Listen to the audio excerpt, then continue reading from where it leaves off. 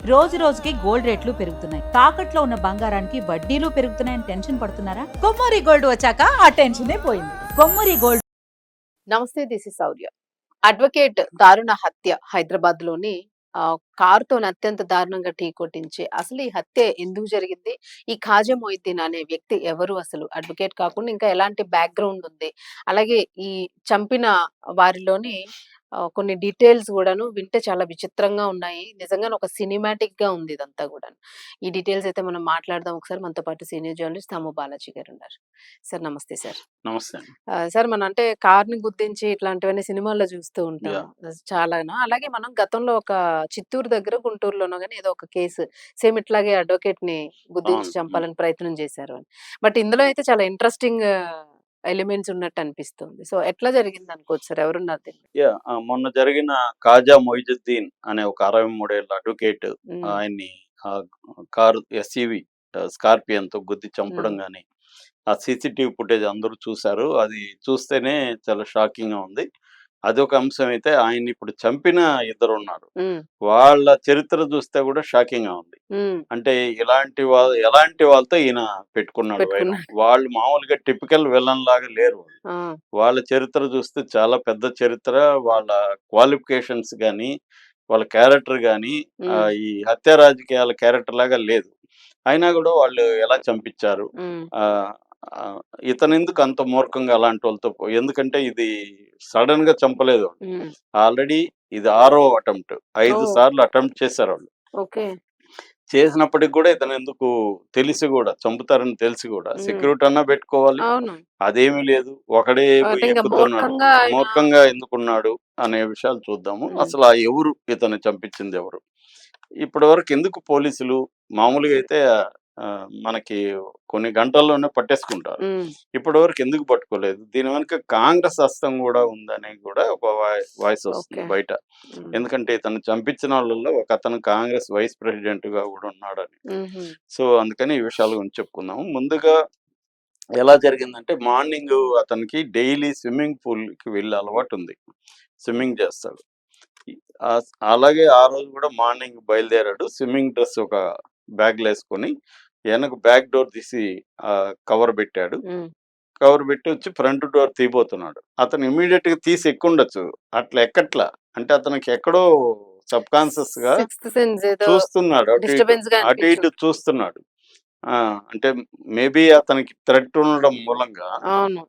ఎక్కడ పబ్లిక్ ప్లేస్‌లోకొచ్చినా అటు ఇటు చూడడం అలవాటైపోతుంది. ఓకే. So, okay. అది ఉన్నట్టుగా అనిపిస్తుంది. హ్మ్. అందుకని కొంత తడబాటు లేకపోతే ఎక్కేసుండేవాడాయన. హ్మ్. మరి వాళ్ళ ప్లాన్ ఏంటో తెలీదు. వాళ్ళెందుకు వెయిట్ చేస్తున్నారు. ఒక హ్మ్. దగ్గర వెయిట్ హ్మ్. చేస్తున్నారు. హ్మ్. ఇతను ఎక్కి ఆ తడబాటు ఉండగానే వచ్చింది. వచ్చి ఓకే. ఇట్లా స్ట్రెయిట్‌గా వెళ్తున్నది ఇట్లా తిరిగి వచ్చి స్పీడ్‌గా కొట్టారు. ఆ అబ్బా! కొట్టిన స్పీడ్‌కి ఇతను ఎగిరి వెళ్లి ముందొక కారుంటే ఆ కారు ముందు పోయి పడ్డాడు పల్టీ కొట్టి. ఒక 100 మీటర్స్‌లో హ్మ్. దూరంలో పడ్డాడు. పడిన తర్వాత అది ఎళ్ళిపోయింది.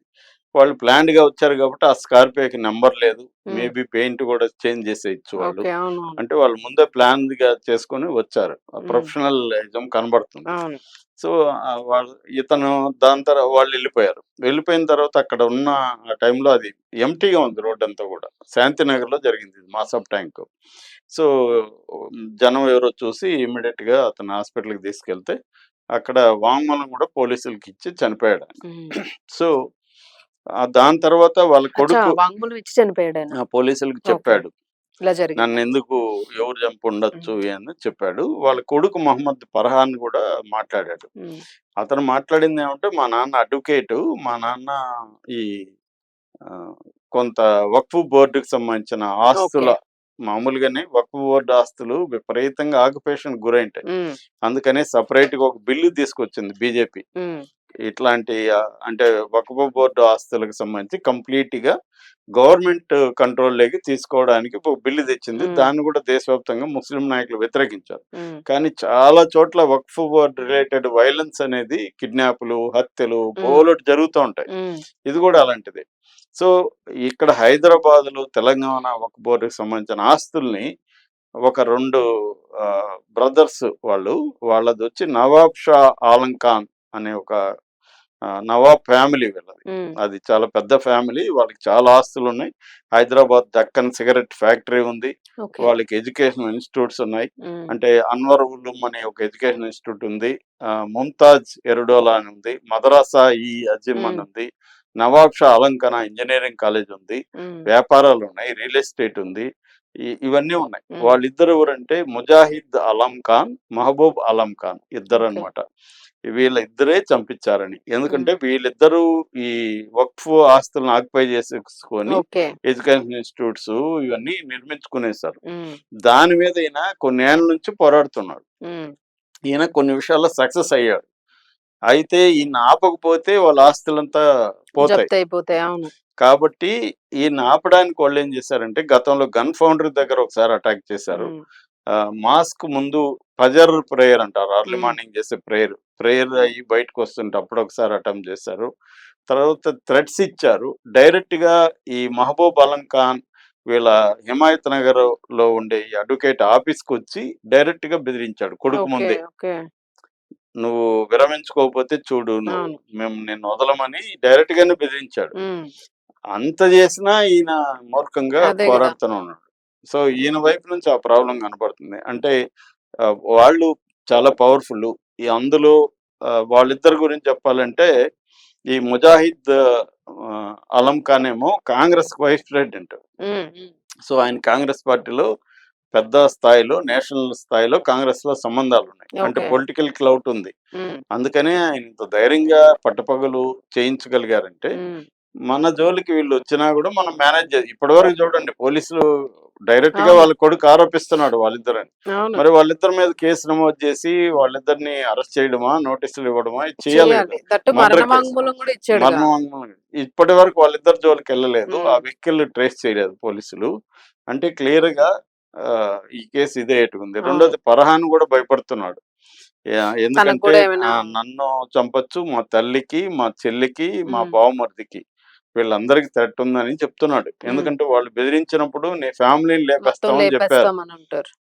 అంటారు కదా, అలాగే ఉమ్, అనున్నారు అని చెప్తున్నాడు. దానికి సంబంధించింది లేదు. మరోవైపు అసదుద్దీన్ ఓవైసీ కూడా రంగంలో ఎదిగి వాళ్ళ ఫ్యామిలీని చేశాడు. డీజీపీని కలుస్తాను అంటున్నాడు. ఉమ్, కొంతమంది చెప్పేది ఏంటంటే అసదుద్దీన్ వీళ్ళకి కూడా సంబంధాలు ఉన్నాయి, అతను కూడా డ్రామాలు ఆడుతున్నాడు. ఉమ్. ఆ, అదే వక్ఫ్ బోర్డ్ ఇష్యూ ఉంది కాబట్టి ఆయన ఉందిగా కూడా అతనికి కూడా ఉండొచ్చు. వీళ్ళకి ఉందని. ఇదంతా ఉమ్, ఏంటంటే ఓల్డ్ సిటీలో రైవలరీస్ అవును. అవన్నీ కూడా ఉంటాయి. సో వీళ్ళల్లో ముజాహిద్ ఆలం ఖాన్, మహబూబ్ ఆలం ఖాన్ ఉన్నారు కదా. ముజాహిద్ ఆలం ఖాన్ ఏమో కాంగ్రెస్ వైస్ ప్రెసిడెంట్. ఉమ్, ఈ మహబూబ్ ఆలం ఖాన్ ఫుడ్ ఎక్స్పర్ట్ అంట. దక్కని అచ్చా. ఫుడ్ ఉంది కదా, దక్కన్ ఫుడ్స్. ఈ అవును సార్. దక్కని ఫుడ్ లో ఎక్స్పర్ట్. ఆయన కలనరీ హిస్టరీ మీద బుక్ రాశాడు. ఓకే. ఓకే. ఓకే. ఆయన క్విజిన్ ఎక్స్పర్ట్ అన్నమాట. ఉమ్, సో అంత పేరుంది ఆయనకి అవును. వరల్డ్ వైడ్ గా. ఉమ్, అంటే హైలీ ఎడ్యుకేటెడ్, దాని ఏమంటే కల్చర్డ్, ఒక అవును. Elite section. ఉమ్, వాళ్ళేదో స్ట్రీట్ మర్డర్ బ్యాచ్ కాదు. అవునవును. అలాంటి వాళ్ళు హెరిటేజ్ స్టైల్ అంతా ఆ స్టైల్ ఉంది. ఉమ్, అంటే విల్లన్స్ మన మణిరత్నం సినిమా అవునవును. ఘర్షణలో ఉంటది. వాడు చాలా సొఫిస్టికేటెడ్ గా ఉంటారు కదా అవును. కొంతమంది విల్లన్స్. అవును. హైలీ ఎడ్యుకేటెడ్, సొఫిస్టికేటెడ్ ఉండి చేయిస్తూ ఉంటారు. చేస్తుంటారు. అలాగే ఉన్నారు వీళ్ళిద్దరు. ఉమ్, అందువల్ల ఇప్పుడు నాకు తెలిసి ఈ కేసు న్యాయం ఏం జరగదు. ఉమ్, పెద్ద అడ్వకేట్లు కూడా ఏదో ఆ రోజు కనబడ్డారు కానీ దాన్ని కన్సిస్టెంట్ గా ఒక ఉద్యమంలాగా చేయలే. చేయలేదు. కనీసం మన సుబ్బారావుకి వచ్చిన ఇది అడ్వకేట్ కూడా రాలే. సుబ్బుకి వచ్చిన ఇది కూడా రాలేదు ఇక్కడ. ఆ, అంటే ఆల్రెడీ కొన్ని శక్తులు ఎంటర్ అయిపోయి అవును.